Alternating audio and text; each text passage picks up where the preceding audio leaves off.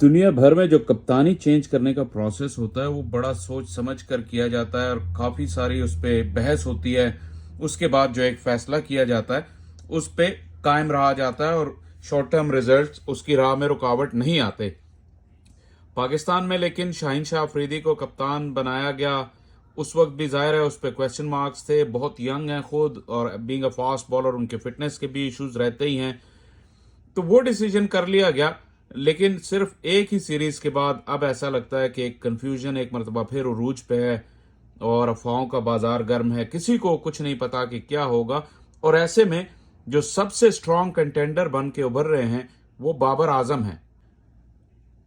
जैसा मैंने कहा कि अगर कप्तान को आपने पहले फैसला किया जल्दी में तो उसके ऊपर दोबारा गलती यह होगी कि आप उस कप्तान को रीइंस्टेट कर दें जिनको हटाया गया था। आखिर अपना माइंड आप पीछे ले जाएं 6 महीने या साल पहले कि बाबर आजम की कप्तानी के क्या इश्यूज आ रहे थे। और वो इश्यूज एक दो मैचों के नहीं थे, over a period of time वो इश्यूज बिल्ड हो रहे थे और वो इशू सॉल्व नहीं हो रहे थे। ऐसा लग नहीं रहा था कि Babar as a captain grow कर रहे हैं, उल्टा उन पे प्रेशर बढ़ता जा रहा था और उनकी परफॉर्मेंस भी इफेक्ट हो रही थी, जैसा कि हमने वर्ल्ड कप में देखा।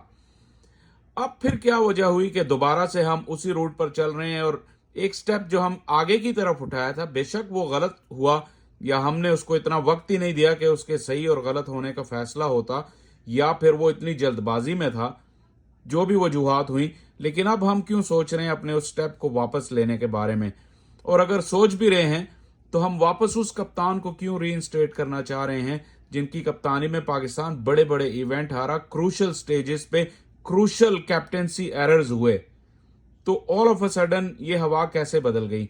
लेकिन यही पाकिस्तान क्रिकेट की खासियत है कि यहाँ पे हवा चलती है, फिर बदलती है, फिर चलती है।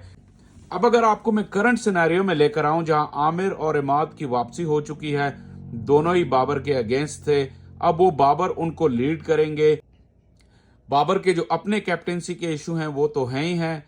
तो इस सिचुएशन में क्या खिचड़ी बनने जा रही है, टीम का एनवायरनमेंट कैसा होगा, डग आउट का एनवायरनमेंट कैसा होगा, वर्ल्ड कप सर पे है, कोच कोई है नहीं।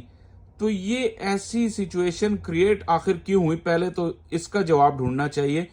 इसका वे आउट क्या है ये भी एक बहस है, लेकिन जाहिर है हम क्योंकि आगे की तरफ देखते हैं, शॉर्ट टर्म प्लानिंग वाली कौम है, तो हम ये देखेंगे कि आगे क्या करना है, हम इस सिचुएशन में पहुंचे कैसे, इसकी शायद ज्यादा ना परवाह होगी और ना ही इस पे बात होगी। जैसा मैंने शुरू में कहा कि एक गलत फैसला आपने एक कप्तान को अनाउंस किया और उसके रिपरकशंस अब ये हो रहे हैं कि टीम स्पिरिट जो है वो आपकी खराब होने का अंदेशा है, टीम में ग्रुपिंग और लड़ाइयों का अंदेशा है, जैसा कि पाकिस्तान क्रिकेट की तारीख रही है वैसे भी। तो अगर आप कैप्टेंसी जिस तरह 90s में हुआ कि आप कैप्टेंसी ऐसे चेंज करते हैं जिस तरह लोग अपने कपड़े चेंज करते हैं, और एक ही टीम में एक वक्त में हमने देखा कि 8-8 9-9 कप्तान खेल रहे थे, और दोबारा लगता है वही सिचुएशन होगी। क्योंकि अगर बाबर को कप्तान बनाया गया तो जैसे मैंने कहा कि वो टीम एनवायरनमेंट अब वो नहीं होगा जो पहले बाबर को मिला था, और बाबर वैसे ही कैप्टेंसी में अंडर प्रेशर होते हैं, तो ये एक नया काइंड ऑफ प्रेशर होगा जिसे उन्हें हैंडल करना पड़ेगा। इसी तरह अगर आप रिजवान को कप्तान बनाते हैं, जो शुरू में ही शायद बाबर को रिप्लेस करने के लिए बेहतरीन चॉइस रिजवान ही थे, लेकिन अब साइम के इमरजेंस के बाद रिजवान बैटिंग ऑर्डर में कहाँ खेलेंगे। अगर बाबर और साइम ओपन करते हैं, रिजवान को आप कैप्टन बना रहे हैं, अक्सर माजी में ऐसा भी हुआ है पाकिस्तान में कि आपने उस प्लेयर को कैप्टन बनाया जिसकी अपनी जगह टीम में खतरे में होती है। प्लस अब ये फैक्शंस जो ग्रुप में होंगे, जो ड्रेसिंग रूम में रिफ्ट होगी और लड़ाइयाँ होंगी, लड़ाई तो नहीं कह सकते लेकिन जो ग्रुपिंग होगी, फिर रिजवान उसको कैसे इकट्ठा कर पाएंगे, एक नया चैलेंज। तो all and all Pakistan cricket एक गर्दाब में फंस चुकी है। लेकिन जैसा मैंने कहा ये हमारे लिए कोई नई बात नहीं है, और ये तभी होता है जब आपके यहाँ एक प्रॉपर सिस्टम एग्जिस्ट नहीं करता, प्रॉपर लीडरशिप एग्जिस्ट नहीं करती।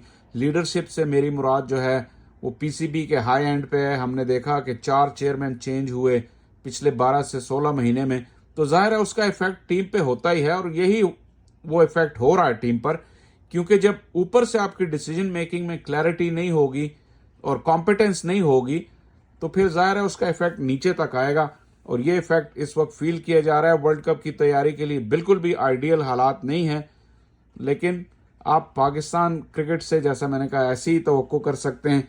ये हालात कब चेंज होंगे, कब हम प्रॉपर सेटअप और सिस्टम की तरफ जाएंगे।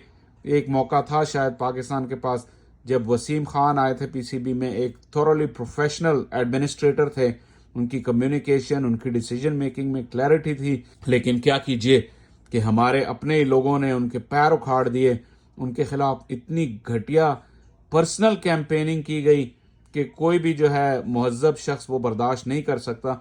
और इवेंचुअली वसीम खान यहाँ से निकल लिए और अब वो आईसीसी में एक इम्पॉर्टेंट पोस्ट पर हैं, पाकिस्तान आते जाते रहते हैं। और यकीनन वो हंसते होंगे जो पाकिस्तान क्रिकेट के स्टेट ऑफ अफेयर्स देखकर कि ये कैसे लोग हैं जिन्होंने अपने पैर पे कुल्हाड़ी मारी, बल्कि कुल्हाड़ी पे छलांग मार दी। और बाकी अब फिर हम जब वर्ल्ड कप शुरू होगा तो मौजों का इंतजार करेंगे। This is the story of a cricket fan of Pakistan team and it looks like it's never gonna change.